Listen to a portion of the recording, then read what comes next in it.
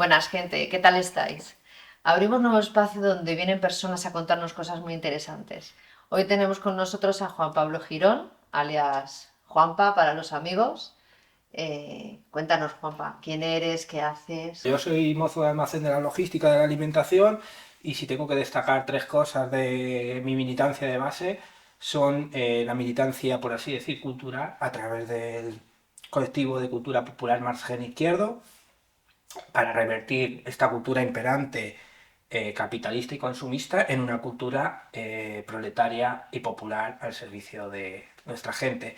Si tenemos que hablar del ámbito sindical, lo hago a través de Alternativa Sindical de Clase, porque creo en esta forma de hacer sindicalismo, que es de forma combativa y de abajo y de manera horizontal, frente al otro sindicalismo pactista y del gobierno, y esa es mi forma de hacer sindicalismo.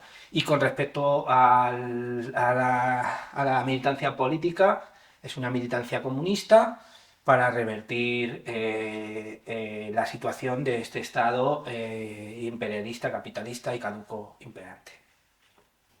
¿Crees que el sindicalismo de clase eh, es necesario? ¿Por qué lo elegiste? Sí, Cuéntanos. bueno, con respecto al sindicalismo, que yo vengo trabajando tiempo, el sindicalismo es necesario, la organización entre trabajadores iguales para combatir la explotación, como autodefensa simplemente.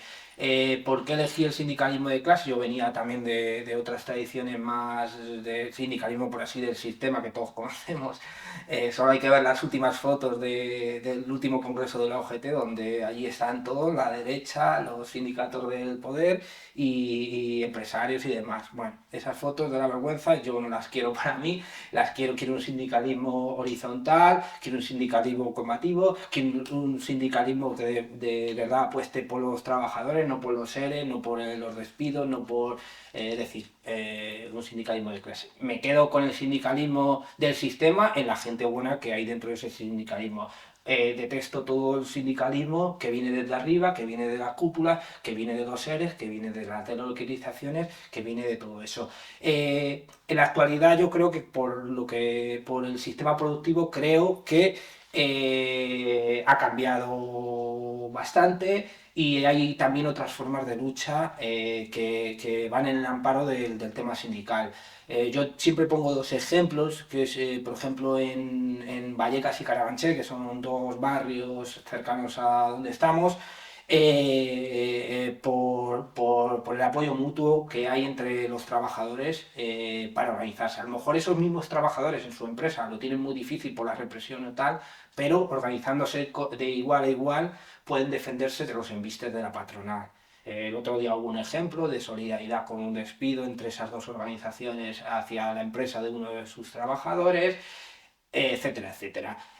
También hay otras formas de lucha, tipo los barrios, para luchar, por ejemplo, por una de las canalladas más grandes que hay, alquileres caros, etcétera, etcétera, que se están organizando principalmente la juventud, pero no tan juventud, con el sindicato de inquilinas. También hay otras formas de lucha como las Kellys, que también, por lo que sea, no se pueden organizar en su centro de trabajo, pero lo hacen organizadas entre diferentes hoteles, etcétera, etcétera, para toda la explotación, que de eso podríamos desarrollar muchísimo, pero bueno, creo que no hay tiempo.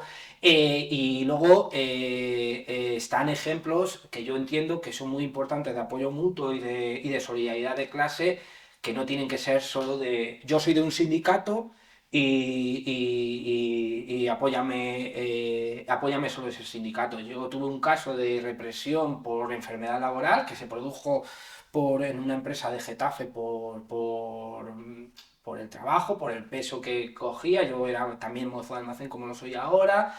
Enfermé y nada más enfermar me despidió por ese asunto, aunque ellos evidentemente no pueden argumentar eso, pero lo hicieron. Entonces yo busqué mis apoyos entre gente que conocía del sur de Madrid principalmente y de Madrid, para apoyo de diferentes sectores, desde colectivos de barrio tipo Asamblea Popular de Getafe, hasta colectivos políticos tipo Iniciativa Comunista, tipo el PCP, tipo el POSI, etcétera, hasta sindicatos diferentes, como desde el ámbito anarcosindicalista, como la CGT, o mi propio sindicato, o COGAS, que es más de corte trotskista, etcétera, etcétera. Y creo que se le dio bastante respuesta tanto en campañas de publicidad, difusión, redes, etcétera, como las dos convocatorias que se hicieron tanto en la puerta de los juzgados como en la puerta del trabajo, con una respuesta bastante tal. Otro de los casos que también quiero destacar, porque mucha de la gente no está organizada, creo que evidentemente hay que buscar que esa gente se organice en lo que sea, espero que se organice dentro de una combatividad y de una defensa de sus derechos, también en parte egoístamente o en parte no egoísta, pero hay que defenderse porque el capital y la patronal siempre te van a intentar machacar y sacar ellos más tajada para que tú tengas menos. Cuanto más ricos son ellos, menos ricos somos nosotros y nosotras. Entonces fuimos a una empresa donde la compañera, una empresa de donde solo trabajaba ella. Ella, los dos jefes, que parecían de estos de la historia del Cuéntame, por los fachas que eran, y luego creo que una familiar de esa familia, o sea, no sé, una hermana, no me acuerdo exactamente, tal. Nosotros no nos fuimos de esa empresa hasta que no le pagaron lo que tal. Ella le despidieron, vale, el despido es libre, nos gustaría que no lo fuera, pero tú si has trabajado te tienen que pagar las horas, te tienen que tal. Pues hasta que no nos pagó, no sé si estuvimos 2 o 3 horas, no nos fuimos de allí porque no nos tenemos por qué ir del sitio hasta que no te paguen y hasta que no tal. Creo que debe de haber diferentes formas de lucha, de solidaridad y tal, pero el sindicalismo de clase, la organización de los trabajadores y la solidaridad deben de estar predominantes para transformar el estado de las cosas, tanto de los trabajadores como de la sociedad. Muy bien. ¿Qué piensas de la política institucional? ¿Qué crees que puede aportar a una sociedad nueva? Si puede aportar un cambio real. Sí, Cuéntanos. bueno, en el caso del Estado español, yo creo que el caso más conocido donde las instituciones han funcionado muy bien, aunque apoyadas del otro valor que es la lucha y la organización popular del resto del pueblo, no solo de las instituciones, ha sido Marinadera. Marinadera para mí es un ejemplo de lucha con varias facetas: ocupación de tierras. Esas fincas sirvieron para fomentar la industria alimentaria y la tal, y todo el dinero revertido ha servido también para construir casas a precios alquileres prácticamente nulos, que te ponía el ayuntamiento, te ponía el arquitecto y tú construías tu casa y la casa pagas una cantidad irrisoria, como pasa también con polideportivos, piscinas, y equipamientos municipales públicos. El pueblo también es un ejemplo por ejemplo, no tener policía local, es decir, es un pueblo pacífico, es un pueblo solidario, participa en todo tipo de campañas a nivel andaluz y a nivel estatal, pues moviendo autobuses en campañas contra el paro, por la sanidad pública, etcétera. Y es un pueblo que ha funcionado muy bien en todo tipo por ejemplo, en paro. Paro no tiene paro porque han construido un pueblo a base de trabajo en una zona con un paro real muy alto, como es Andalucía y en concreto esa comarca de Sevilla.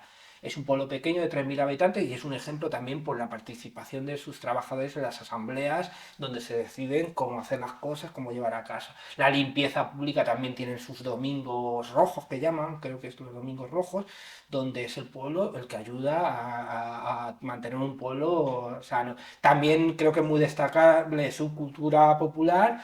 Por ejemplo, ellos en vez de hacer la Semana Santa, que nadie les obliga, ellos hacen su semana cultural, donde miles de trabajadores de todo el estado y jóvenes van allí a participar en el flamenco, en la cultura, en ponentes interesantes, en grupos de rock interesantes, etcétera, etcétera.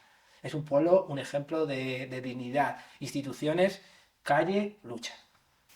Y eso podría ampliarse al resto de... Quiero decir, Del Estado. ¿crees que entonces la política institucional puede afectar de manera positiva a la sociedad O debe al menos, se supone, ¿no? Sí, molaría, como dice una canción de Reincidentes, en muchas marinaderas, tanto en Andalucía como en el resto del estado y del mundo. Evidentemente, la situación de marinadera tiene una connotación que viene de una zona agrícola donde se Mm. ocuparon tal, pero ojalá existieran muchas marinaderas, aunque no fuera en las zonas industriales o por así decir grandes ciudades, que eso es muy difícil transferirlo. Bueno, en esas zonas ya habría que hacer otro tipo de cosas.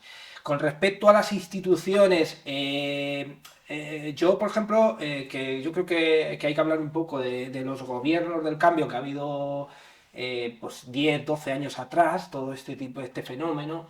Yo he podido vivir, porque justo en el 2012 aterricé en Cienpozuelos, que es una población de 25.000 habitantes del sur de Madrid, donde gobernaba en ese momento la derecha del Partido Popular y donde había una fuerte movilización popular en muchos ámbitos y la que se fue desarrollando años después, ¿vale?